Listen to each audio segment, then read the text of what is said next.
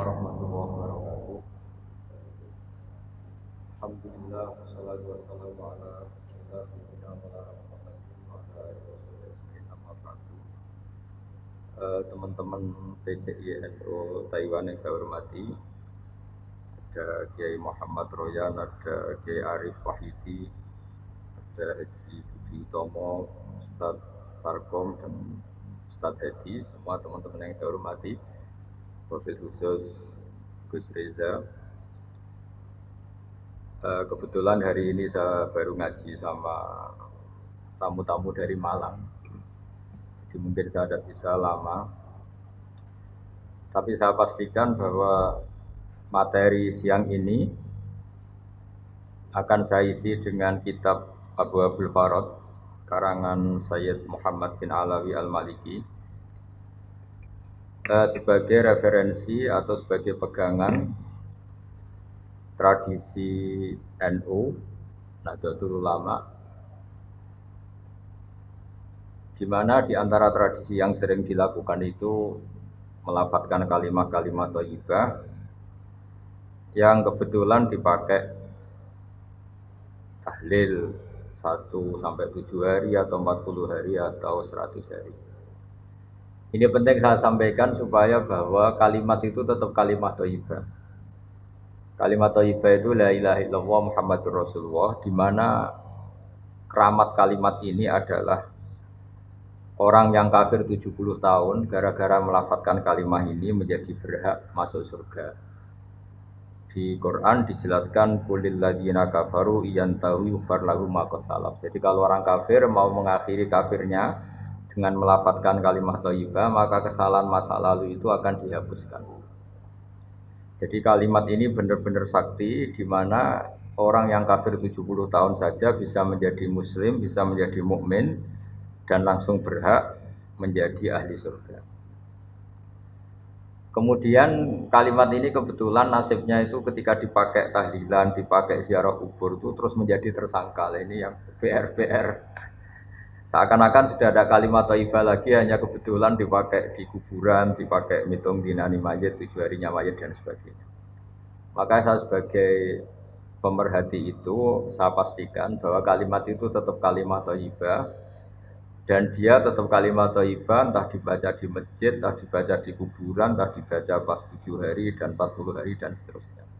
Karena status kalimat ini kalimat yang luar biasa. Sehingga Ibnul Qayyim dalam muqaddimah kitab Zadul Ma'ad ini, supaya teman-teman ngelafadzkan kalimat ini lebih lebih masuk.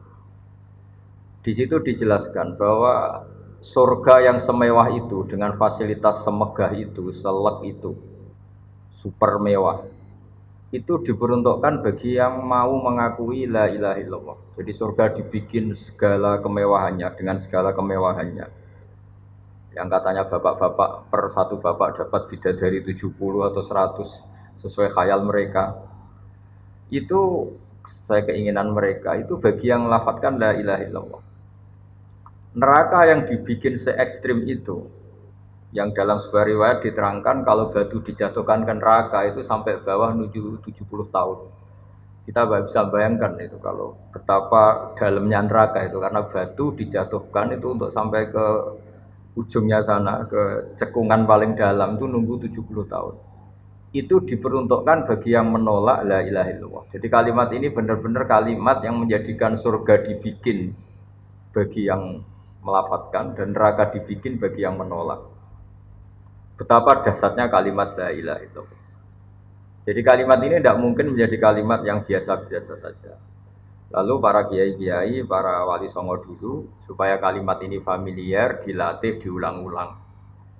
Nah, pengulangan-pengulangan ini butuh momentum. Nah, momentum paling orang ingat mati itu ya ketika ada orang mati, ngitung dinari mayit, 40 hari mayit. Ini momentum orang mudah diajak la ilaha illallah, diajak wiridan. Gitu. Sehingga saya pastikan bahwa kultur-kultur ini harus kita bela secara ilmiah, baik ilmiah referensi maupun ilmiah secara sosiologi. Saya ulang lagi, kalimat la ilaha illallah ini kalimat yang begitu sakti, yaitu tadi sampai surga dibikin sebegitu mewah itu untuk yang menerima kalimat la ilaha illallah. Neraka dibikin sebegitu ekstrim, begitu mengerikan itu bagi yang menolak la ilaha illallah. Jika dalam sebuah riwayat diterangkan bahwa la ilaha illallah itu al-mizan, ukuran kamu jadi hamba Allah ndak itu ya sejauh mana Anda mengakui la ilaha illallah dan menolaknya. Sehingga saking spesialnya la ilaha illallah itu suatu saat ini di kitabnya Sayyid Muhammad halaman 102. Wa fihi aidan an Abdillah bin Amrin anin Nabi sallallahu alaihi wasallam anna Musa alaihi salam qala ya Rabbi alimni syai'an azkurka wa ad'uka bi. Ya Allah, ini Nabi Musa itu kan spesial ya karena beliau kalimullah, beliau orang yang dekat sama Allah. Sehingga mintanya itu ijazah khusus, ijazah yang spesialis hanya untuk beliau. Ya Allah, ajarin saya sesuatu yang dengan sesuatu itu saya bisa mengingat Engkau. Sekolah ya Musa qul la ilaha illallah.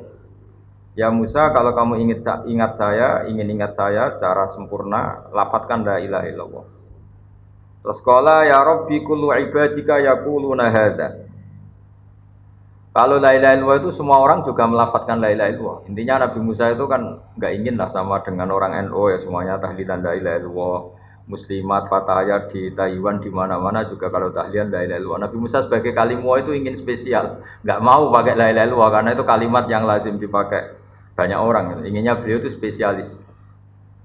Kata Allah menjawab qala qul la ilaha illallah.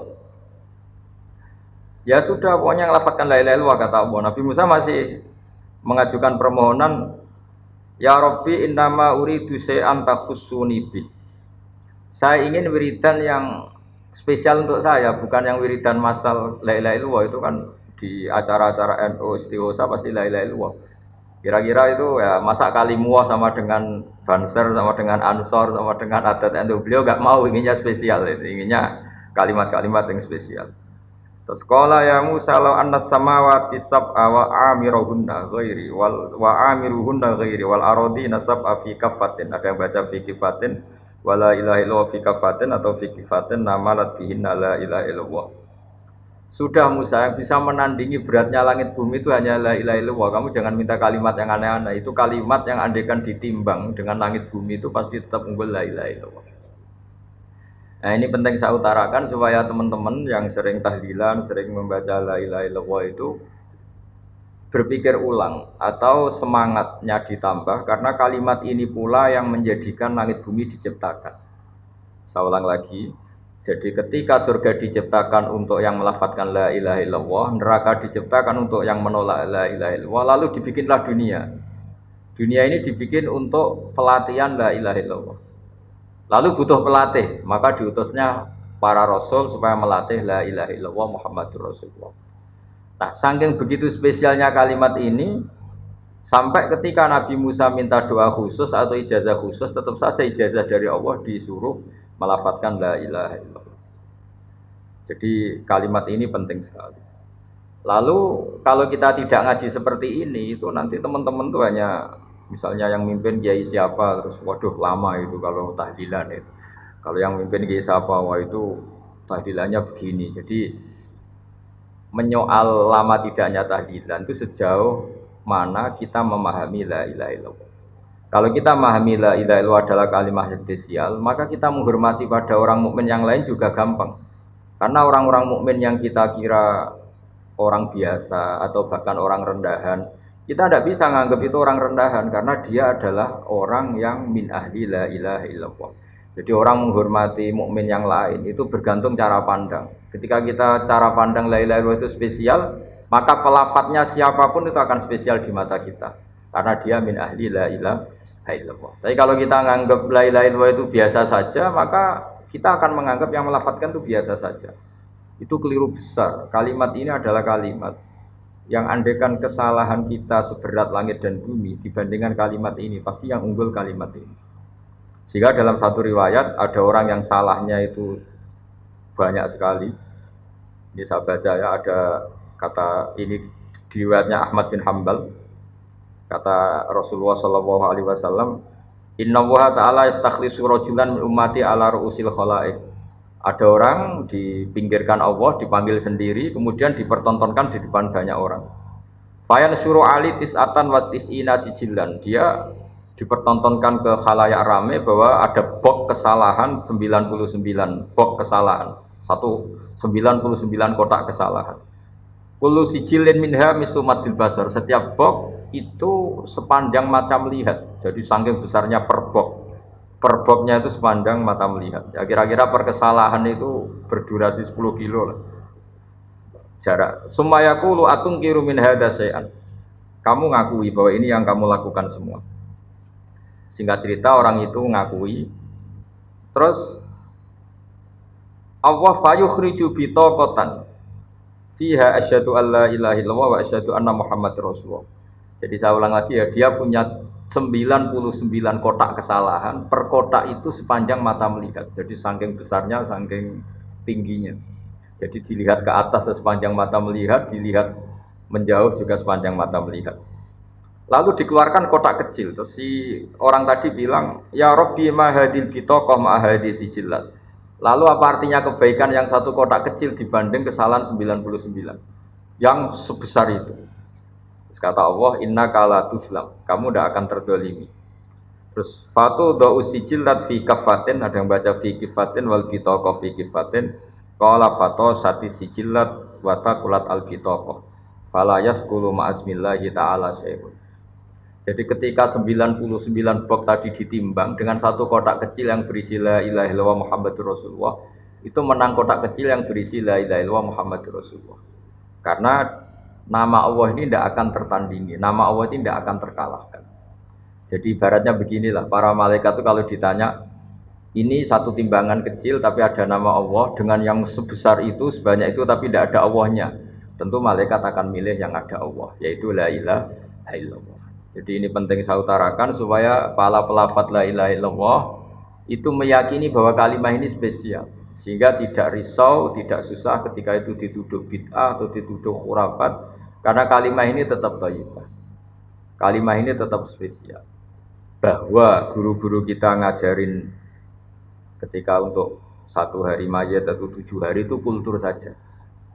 Jika orang NU sendiri ya jangan melafatkan itu nunggu diundang tahlil. Kalau diundang tahlil melafatkan itu, kalau ndak itu ya keliru juga. Itu ya sama saja salah, itu kalimat yang spesial kalau kita bacanya pendak diundang tahlil itu juga salah. Tapi salah juga kalau kalimat ini menjadi tidak spesial hanya karena tuduhan-tuduhan kita dianggap khurafat atau bid'ah. Jadi saya pastikan bahwa kalimat ini spesial berdasar hadis yang disebut oleh Sayyid Muhammad qad akhraja Ahmad wan Nasa'i wa Tirmidzi aidan min hadits Abdullah bin Amr. Terus saya cek di beberapa kitab, di kitab Ithaf itu ada di juz 14 halaman 636, diperkuat lagi oleh kitab Ithaf yaitu karangannya Said Zabidi Syarah Ihya. Jadi di kesempatan yang baik ini saya mohon kalau melakukan wiridan yang diajarkan para guru itu pastikan referensinya secara detail.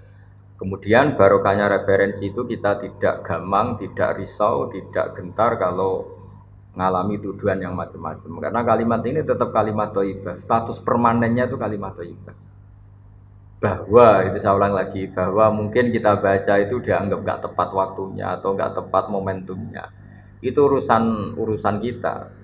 Tanpa dituduh yang lain pun kalau kita punya etika nggak boleh baca itu ketika di kamar mandi atau ketika kondisi kita sedang tidak baik dan sebagainya dan sebagainya.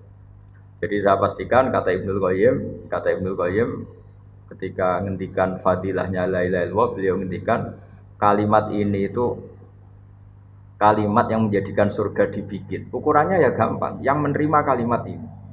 Neraka yang begitu ekstrim, begitu horor, menakutkan, dibikin juga bagi yang menolak kalimat ini. Betapa kalimat ini yang menjadikan ada surga dan neraka. Ukurannya ya kalimat ini, yang melafadzkan atau yang menolak. Nah dengan spesial kalimat itu, maka terus kiai-kiai mentradisikan supaya sering dibaca. Satu-satunya momentum yang orang kumpul ya tadi, pas istighosa, pas tahlilan, pas ada orang meninggal, atau pas istisqa, pas ya sudah seperti itu. Terus yang terakhir dalam madzhab Abdul Hasan Asyadzili, kalimat itu harus diulang-ulang karena kalimat itu kalau kamu baca secara benar itu menjadikan alasan kamu diampuni dosa kamu. Makanya dalam madzhab Asyadzili itu sebagian madzhab itu istighfar itu setelah kalimat tauhid. Jadi ada 2 thariqah besar Yang satu menyuruh istighfar dulu baru kalimat thayyibah. Alasannya suci dulu baru melafalkan kalimat yang suci. Tapi kalau dalam madzhab Abul Hasan Asyadzili tidak. Kalimat ini itu sudah otomatis istighfar. Buktinya orang kafir yang 70 tahun kafir sekali melafalkan la ilaha illallah itu langsung diampuni dosanya. Tanpa syarat harus istighfar. Karena di Quran itu hanya kulil ladzina kafaru iyan tahu yufar lahum ma qad salaf. Jadi kalau orang kafir 70 tahun kok melafalkan la ilaha illallah itu otomatis masa lalunya diampuni. Berarti kalimat ini itu sudah otomatis fungsinya itu mengampuni dosa. Nah, makanya dalam pikiran Thariqah Syadziliyah itu fa'lam annahu la ilaha illallah wastaghfir li dzambika. Kamu harus yakin la ilaha illallah, kemudian atas nama kalimat itu kamu baru berak istighfar. Ya masuk akal juga karena kalau misalnya orang kafir belum pernah melafalkan la ilaha illallah kemudian dia istighfar, istighfar itu tidak ada gunanya. Jadi istighfar mulai ada gunanya kalau setelah kalimat tauhid. Kalau tanpa kalimat tauhid istighfar itu tidak ada gunanya. Maka dalam sebagian mazhab Syadzili disebut kalimat ini pastikan dulu baru istighfar. Karena kalimat ini sudah otomatis mengandung istighfar. Tapi ada juga yang cara berpikir kalimat ini kalimat suci. Maka butuh muqaddimah. Muqaddimahnya apa? Sebelum melafalkan kalimat itu istighfar dulu. Ya saya pikir itu nggak perlu diperdebatkan karena itu masalah dzauq, masalah rasa, masalah sanad, juga masalah ijazah. Ya monggo mawon kalau mau wiridan la ilaha illallah dulu atau istighfar dulu. Yang penting saya pastikan kesakralan kalimat ini tidak bisa gugur oleh tuduhan apapun, oleh pikiran apapun. Karena kalimat ini status permanennya itu al-baqiyatus sholihat, kalimat yang abadi, kalimat yang selalu layak, as-sholihat itu selalu layak dibaca di dunia maupun di akhirat.